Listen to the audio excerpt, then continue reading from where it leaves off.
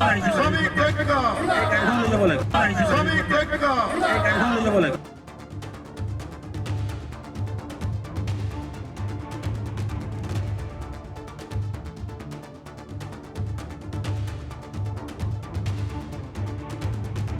உடல் வலிமையை உறுதி செய்யும் சிலாஜித், கவனத்தை மேம்படுத்தும் அஸ்வகந்தா மற்றும் உயிர் சக்தியை பெருக செய்யும் சஃபேடு முஸ்லி போன்ற இமயமலையின் மூலிகை பொருட்களை கொண்டு வந்து மிஸ்டர் பர்ஃபெக்ட் உருவாக்கப்பட்டுள்ளது. ஒவ்வொரு முறை உட்கொள்ளும் போதும் உடல் சக்தி, வலிமை மற்றும் மன வலிமை உறுதி செய்யப்படுகிறது. மா நேச்சுரல்ஸ் மூலம் மகிழ்ச்சியான தலைமுறைகள் உருவாகிறது. இப்போது மிஸ்டர் பர்ஃபெக்ட்டுடன் உங்கள் தலைமுறையும் வலிமையாகட்டும். எங்கள் வெப்சைட்டில் இருந்து உடனே ஆர்டர் செய்யுங்கள். வாட்ஸ்அப் எண்ணிலும் தொடர்பு கொள்ளலாம். வணக்கம். ஆங்கிலேயர்கள் கொண்டு வந்த லேபர் லாவை நரேந்திர மோடி அவர்கள் மாற்றிவிட்டார். இந்தியா ஆத்ம நிர்பர் பாரத்தை நோக்கி நகர்ந்து கொண்டிருக்கிறது. இதுல ஏராளமான நன்மைகள் இந்த நாட்டில் இருக்கக்கூடிய லேபர்ஸ், தொழிலாளர்களுக்கு நாங்கள் கொண்டு வந்திருக்கிறோம். இதற்கு முன்பு 29 லேபர் லாக்களாக இருந்தது. இதை மாற்றி சுருக்கி 4 லாக கொண்டு வந்து விட்டோம். இதனால் யாருக்கு நன்மை? தொழிலாளர்களுக்கு நன்மை. அந்த பெயரை கேட்டாலே லேபர் லா என்று தான் இருக்கிறது. ஆனால் இந்த புதிதாக கொண்டு வரப்பட்ட இந்த மாற்றங்களை நீங்க படித்து பார்த்தீர்கள், உங்களுக்கு புரிய வரும். இது தொழிலாளர்களுக்கு கிடையாது, இது கார்ப்பரேட் சென்ட்ரிக் லாவாக இருக்கிறது. அதாவது முதலாளிகளுக்கு லாபத்தை கொடுக்கும்படி இருக்கிறது. இது உண்மையா? கிடையாது. இந்த மாற்றங்களில் தொழிலாளர்களுக்கும் ஒரு சில நன்மைகள் இந்த புதிய லாவில் கொண்டு வரப்பட்டது.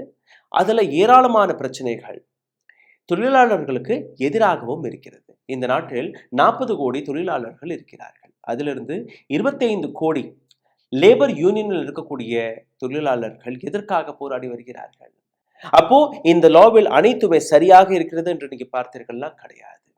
இந்த பதிவில் இதை பற்றி தான் நீங்க பார்க்க போறீர்கள். நன்மைகள் என்ன, தீமைகள் என்ன. நரேந்திர மோடி அவருடைய கோஷம், கரகோஷம் ஆத்ம நிர்பர் பாரத், அதை நோக்கிதான் நாம் நகர்ந்து கொண்டிருக்கிறோமா என்கிற இந்த கேள்விக்கான விடயத்தையும் இந்த பதிவில் நீங்க பார்க்க போறீர்கள். அதனால் இந்த வீடியோவை மிகவும் ஆழமாக நாங்கள் ரிசர்ச் செய்து கொண்டு வந்திருக்கிறோம். இந்த வீடியோவை கடைசி வரை பாருங்கள், உங்களுக்கு புரிய வரும். புதிதாக மாற்றத்துடன் கொண்டு வரப்பட்ட இந்த 4 லா, 29 லாக்களாக இருந்து இப்ப சுருக்கி அதை 4 லாக்களாக கொண்டு வந்ததற்கு பின்பு இந்த நாட்டு தொழிலாளர்களுக்கு எந்த விதமான லாபம் கிடைக்க போகிறது, தீமைகள் இந்த லாவில் இருக்கிறது என்று.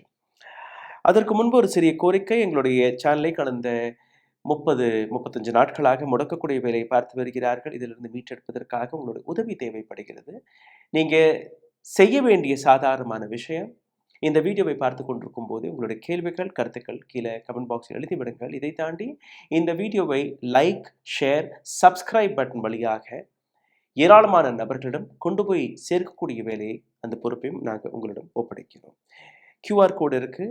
இந்த வழியாக எங்களுக்கு உதவி அனுப்ப நினைக்கக்கூடிய நபர்கள் அதையும் நீங்க செய்யலாம்.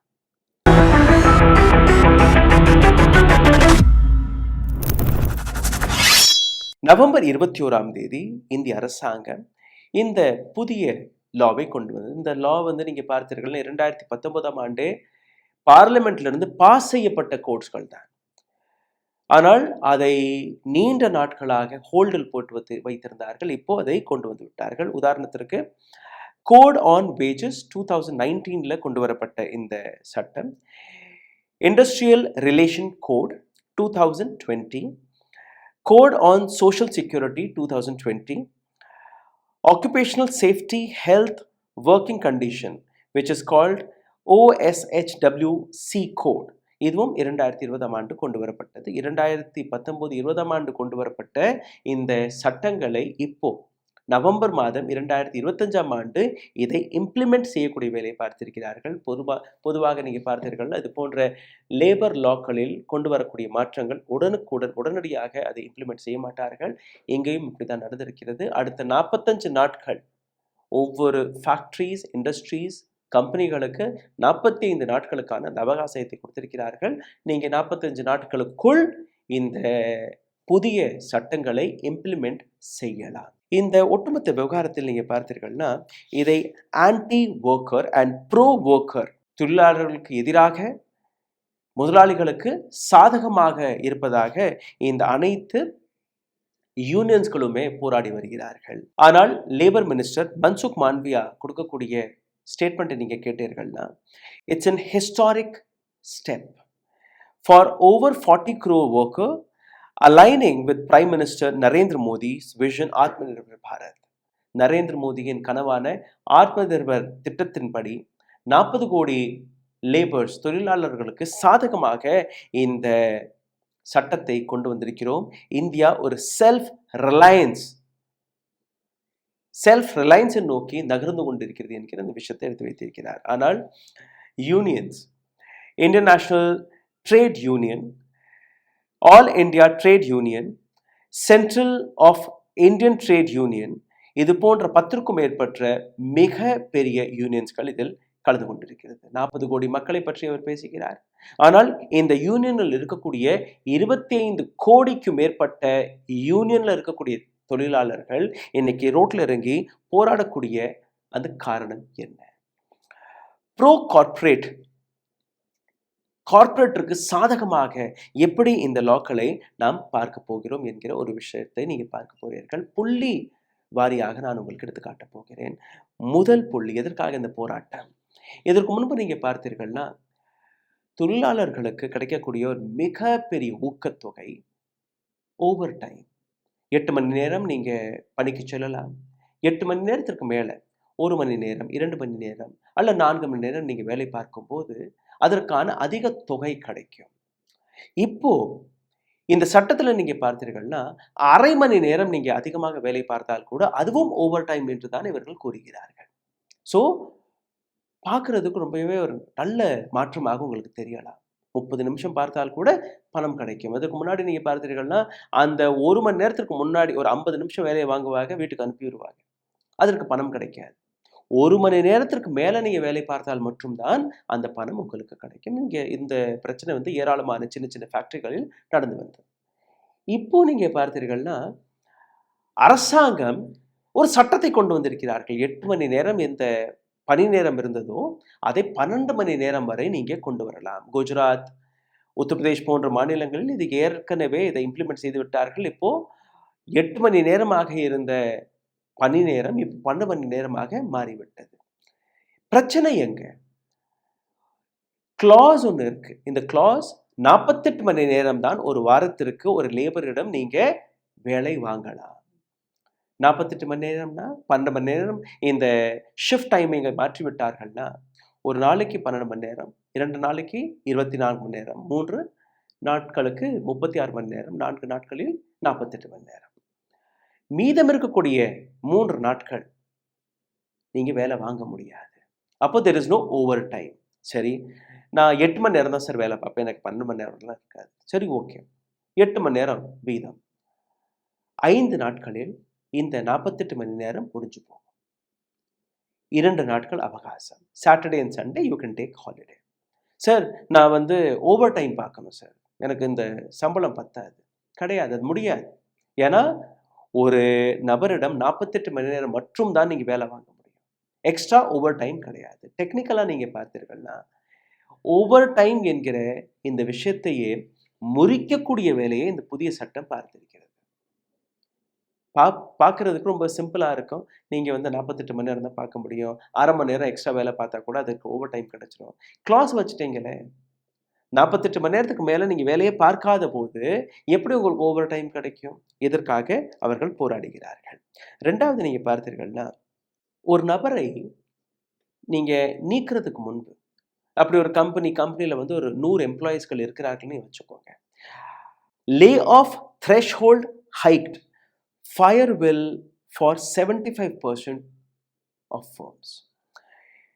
இதற்கு முன்னாடி இருக்கக்கூடிய சட்டத்துல ஒரு கம்பெனில, ஒரு ஃபேக்டரியில 100 நபர்கள் இருக்கக்கூடிய ஃபேக்டரியில யாரையும் நீங்க நீக்கணும்னா அதற்கான ஒரு பெர்மிஷன் கொடுக்கணும், ஒரு அவகாசம் கொடுக்கணும். 60 நாட்களுக்கு முன்பு, 1 மாதத்திற்கு முன்பு, இந்த மாதிரி நாங்கள் உங்களை நீக்க போறோம், இல்லை அதை பற்றின தகவலை நீங்க அரசாங்கத்திடம் அதற்கான ஒப்புதலை நீங்க வாங்கணும். சே ஃபார் எக்ஸாம்பிள், நீங்கள் லே ஆஃப் பண்ண போகிறீங்க, ஒரு 100 பேரை நாங்கள் கம்பெனிலேருந்து நீக்க போகிறோம். அதற்கான பெர்மிஷன் அரசாங்கத்திடம் நீங்கள் வாங்கணும். இப்போது இந்த சட்டத்தை 300க்கும் மேலே இருக்கக்கூடிய ஃபேக்ட்ரிகள், அவர்களுக்கு தான் அந்த பாலிசியெல்லாம் சேரும். 300 எம்ப்ளாயீஸ்க்கு கீழே இருக்கக்கூடிய MSME எந்த விதமான தகவலும் கொடுக்க தேவையில்லை. அரசாங்கத்திடம் எந்த விதமான பெர்மிஷனும் வாங்க தேவையில்லை. அப்போ 75% MSME comes under 300 employees. அப்போ ஒரு தொழிலாளர் என்ன பண்ணுவார்? ஒரு பிஸ்னஸை நடத்தக்கூடிய நபர் என்ன பண்ணுவார்? உன்னோட வேலை எனக்கு பிடிக்கல, வெளியே போ. நாங்கள் 50 பேரை நீக்க போகிறோம் இந்த மாதம், நாங்கள் நீக்கிட்டோம். There is no question, there is no permission required. ஒரு செக்யூரிட்டி, ஒரு தொழிலாளருடைய செக்யூரிட்டி என்ன ஆகிறது? எதுவுமே கிடையாது. There is no job security anymore. இதற்காகவும் அவர்கள் போராடுகிறார்கள். இன்னொரு பக்கம் நீங்க பார்த்தீர்கள்னா 45% யூத், இளைஞர்கள் வேலை தேடி இருக்கும்போது, ஒரு கம்பெனியில் 15 வருஷமா ஒரு நபர் வேலை பார்த்துட்டு இருப்பாரு. திடீர்னு உன்னோட வேலை எனக்கு பிடிக்கல, நீக்கிட்டு புதிய எம்ப்ளாயீஸ்களை கொண்டுட்டு வருவாங்க. இவருக்கு 40,000 சம்பளம், புதிய எம்ப்ளாயீஸ்களுக்கு வெறும் 15,000 சம்பளம். You can replace, so it is again benefiting who? The corporate. Permanent job கிடைச்சிருச்சுன்னா என்னுடைய லைஃப் செக்யூர்ட். அப்படி தானே இருந்தது. 40 வருஷம் ஒரு கம்பெனியில் நான் வேலை பார்க்கலாம், வேலை பார்த்து முடிச்சதுக்கப்புறம் எனக்கு பென்ஷன் எல்லாம் வரும். அதுக்காக ஒரே கம்பெனியில் வேலை பார்த்துட்டு இருப்பாருங்க. இன்னொரு விஷயம் வந்து டெம்பரரி ஜாப்ல இருக்கக்கூடிய நபர்கள் ரொம்பவே ஆழமாக உழைப்பார்கள். முதலாளிக்கு என்னுடைய வேலை பிடிச்சிருந்துச்சுன்னா ஐ வில் பி பெர்மனெண்ட். இப்போ கம்பெனிகளுக்கு ஒரு ஃப்ளெக்சிபிலிட்டியை கொடுத்து விட்டது இந்த புதிய லா. என்ன? பெர்மனன்ட் எம்ப்ளாயீஸ்களை கான்ட்ராக்சுவல் பேசிஸில் அவர்களுடைய பணியை மாற்றலாம். பெர்மனன்ட் எம்ப்ளாயி சரியாக வேலை பார்க்கலைன்னா உங்களை வந்து நாங்கள் கான்ட்ராக்ட் லேபராக மாற்றி விடுவோம். கான்ட்ராக்ட் லேபராக மாற்றிட்டால் உங்களுடைய பெர்மனன்ட் எம்ப்ளாய்மெண்ட் போயிடுச்சு. மெஜாரிட்டி ஆஃப் கம்பெனிஸ், கார்ப்பரேட் என்ன பண்ணுவாங்க? நீ சரியா வேலை பார்த்தால் மட்டும்தான் உன்னுடைய பணியை நாங்கள் உறுதி செய்வோம், இல்லைன்னா இல்லை, கிடையாது. ஸோ த பெர்மனன்ட் ஜாப் என்கிற கான்செப்டையும் முறிக்கக்கூடிய வேலையை இந்த புதிய லேபர் லா பார்த்திருக்கிறது. சரி சார், இதுக்கு நான் போராடணும். என்னுடைய ஃபேக்ட்ரியில் ஒரு விபத்து நடந்துருச்சு. இந்த ஃபேக்ட்ரியில் மிஷின் சரியாக வேலை பார்க்கல, ஏராளமான நாட்கள் நாங்கள் எங்களுடைய முதலாளிகிட்ட போய் இதை சொல்லியிருக்கோம், கரண்ட் அடிக்குது, இல்லை எங்களுக்கு அதிகமாக அழுத்தத்தை கொடுக்குறாரு மேனேஜர், இவ்வளோதான் ப்ரொடக்ஷன் செய்ய முடியும், ஆனால் இவ்வளோ ப்ரொடக்ஷன் செஞ்சு கொடுன்னு எங்கள்கிட்ட அழுத்தத்தை போடுறாரு, எங்களுக்கு பிடிக்கல, நாங்கள் வந்து போராடணும், கம்பெனிக்கு எதிராக போராடலாம். ஆனால் 60 நாட்களுக்கு முன்பு நீங்கள் ஒரு மனுவை கொடுக்கணும். You have to tell the company that we will protest after 2 months. விபத்து இன்னைக்கு நடக்குது, இன்னைக்கு அழுத்தத்தை போடுகிறார்கள், 2 மாதத்துக்கு அப்புறம் நடக்கக்கூடிய அந்த ப்ரொட்டஸ்டை நீங்கள் இன்னைக்கே அறிவிச்சதுக்கு பின்பு, அதற்கான நோட்டிஃபிகேஷனை கொடுத்ததுக்கு பின்பு தான் அன்னைக்கு நீங்கள் ப்ரொட்டஸ்டை நடத்தலாம்.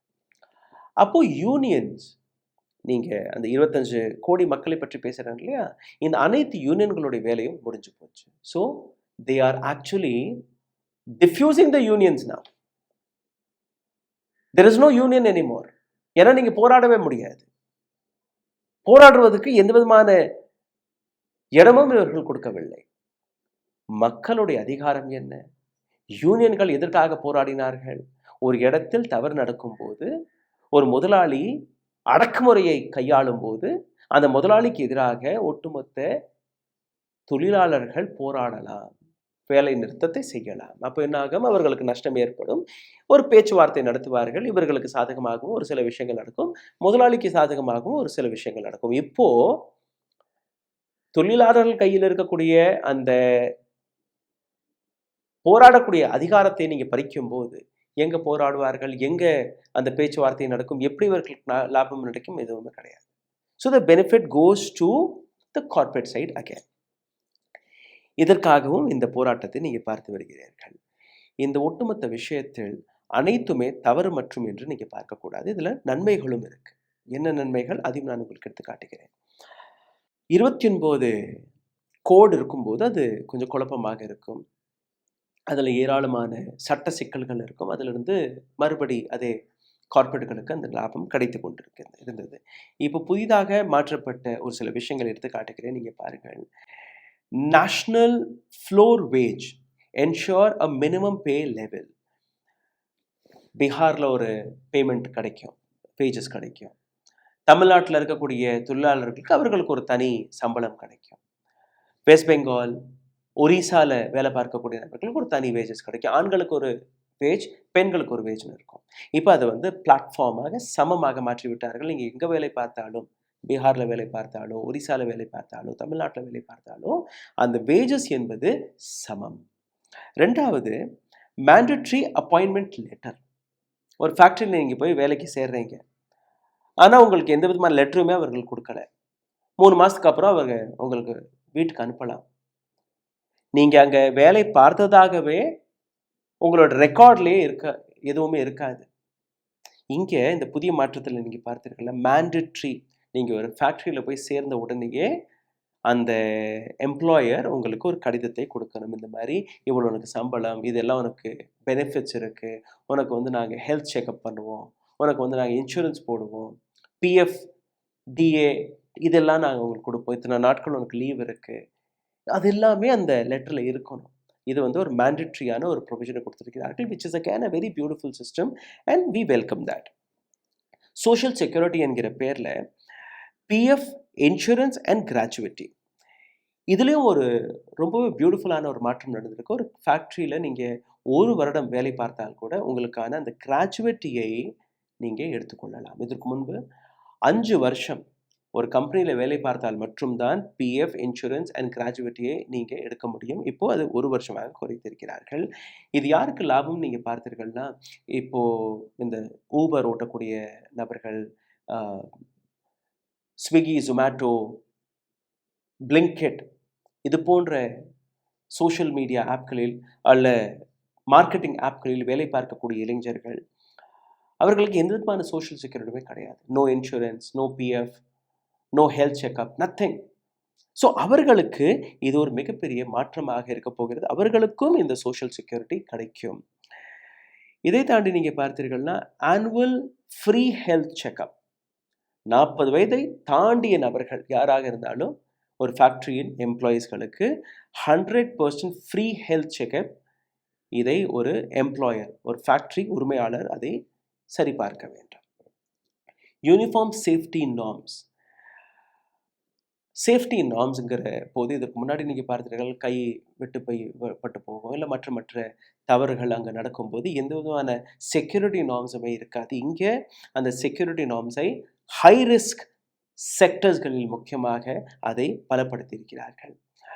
இதற்கு முன்பு நீங்கள் பார்த்தீர்கள்னா, பெண்கள் இரவு நேரங்களில் போய் வேலை பார்க்க முடியாது. இப்போது பெண்களும் இரவு நேரங்களில், நைட் ஷிஃப்ட்களில் வேலை பார்க்கலாம் with safety norms. Equal pay, ஆண்களுக்கும் பெண்களுக்கும் சமமான பே. இது போன்ற நல்ல விஷயங்களும் இந்த புதிய லாவில் கொண்டு வந்திருக்கிறார்கள். Single registration, single license and single return for business. இதற்கு முன்பு நீங்கள் பார்த்தீர்கள், எம்ப்ளாயர்ஸ்கள், ஃபேக்ட்ரி நடத்தக்கூடிய நபர்கள், பேப்பர் ஒர்க் நிறைய இருக்கும். இந்த லைசன்ஸ் வேணும், அந்த லைசன்ஸ் வேணும், இங்கே நீங்கள் டேக்ஸ் பே பண்ணணும், அங்கே நீங்கள் டேக்ஸ் பே பண்ணணும், அப்படியெல்லாம் கிடையாது. இப்போ ஒரு சிங்கிள் ரெஜிஸ்ட்ரேஷன்லேயே அனைத்தையுமே கொண்டு வந்து விட்டார்கள். It is for ease of business. எப்படி சைனா, இந்தோனேஷியா, ஜப்பான் இது போன்ற நாடுகளில் இருக்கிறதோ அதே போன்ற சிஸ்டத்தை நாமளும் கொண்டு வந்திருக்கிறோம். Inspector come facilitator model. இதில் என்னென்னு நீங்கள் பார்த்தீர்கள்னா, ஒரு கைட்லைன்ஸ் இருக்கும். அந்த கைட்லைன்ஸ் முறைப்படி அந்த ஃபேக்ட்ரி எப்படி நடத்தணும், எப்படி அதில் சேஃப்டி மெஷர்ஸ்களை நீங்கள் பார்க்கணும், இது போன்ற அனைத்து விஷயங்களையுமே ஒரு பாடி அதை கண்காணிக்கும். பட் இந்த இடத்துல இருக்கக்கூடிய 3 மிக முக்கியமான புள்ளிகளை நீங்கள் பார்க்கணும். 1, யூனியனை முறிக்கக்கூடிய வேலை, அதாவது எம்ப்ளாயர்கள் எங்கேயுமே போராடக்கூடாது.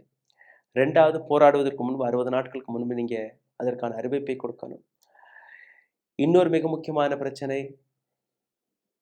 ஓவர் டைம் என்கிற விஷயத்தை கம்ப்ளீட்டாக நீக்குவதற்காக இவர்கள் மாற்றிய இந்த சட்டம். நீங்கள் எக்ஸ்ட்ரா வேலை பார்க்கும்போது அந்த எக்ஸ்ட்ரா வேலைக்கான பணத்தை யார் கொடுப்பார்? ஃபேக்ட்ரி உரிமையாளர் கொடுப்பார், ஓனர் கொடுப்பார். அந்த சிஸ்டத்தையே மாற்றிவிட்டால் நீங்கள் பணம் கொடுக்க தேவையில்லை. 10 பேர் வைத்திருக்கக்கூடிய இடத்துல நீங்கள் 15 பேரை வச்சு நீங்கள் வேலையை வாங்கி கொள்ளுங்கள். அப்போது அதிக எம்ப்ளாய்மெண்ட் ஜென்ரேட் ஆகுமே ஒழிய அதிகமாக அந்த நபர்களுக்கு வருமானம் போய் சேராது. இன்னொரு மிக முக்கியமான விஷயம், உங்களுடைய பெர்மனன்ட் ஜாப் அதை எப்போ வேணாலும் கான்ட்ராக்சுவல் லேபராக உங்களால் மாற்ற முடியும். அப்போ உங்களுடைய பெர்மனன்ட் ஜாபிற்கான அந்த உத்தரவாதம் இதற்கு மேல் கிடையாது. அதனால்தான் இந்த போராட்டம். இப்போ நீங்களே சிந்தித்து பாருங்கள், இந்த புதிய மாற்றம் யாருக்காக லாபத்தை கொண்டு வந்திருக்கிறது? லேபர்ஸ்களுக்காகவா, தொழிலாளர்களுக்காகவா, அல்ல கார்ப்பரேட்டுக்காகவா? உங்களுடைய பதில், உங்களுடைய கருத்துக்களை கீழே கமெண்ட் பாக்ஸில் எழுதுங்கள். இந்த சப்ஜெக்டை பற்றின குழப்பங்களும் இருக்கும். இன்னொரு வீடியோவில் அந்த குழப்பங்களை நாங்கள் தீர்க்க பார்ப்போம். அதை பற்றியும் உங்களுடைய கேள்விகளை கீழே கமெண்ட் பாக்ஸில் எழுதி விடுங்கள். இந்த வீடியோவை பகிருங்கள், ஷேர் செய்யுங்கள், லைக் போடுங்கள். இந்த வழியாக இந்த வீடியோ ஏராளமான நபர்களுக்கு போக வாய்ப்புகள் இருக்கு. நன்றி, வணக்கம். ஊடகம் கார்ப்பரேட் அரசியல்வாதிகளின் கைப்பாவையாக, அடிமைகளாக இருந்தது போதும். இனி சாட்டை எடுத்து சுழற்றும் நேரம் வந்துவிட்டது. ஊடகம் பொதுமக்களாகிய உங்களுக்காக, உங்களாலேயே இயக்கப்பட வேண்டும். ஊடக சுதந்திரத்திற்காக உங்களின் பங்களிப்பை இன்றே அளித்திடுங்கள்.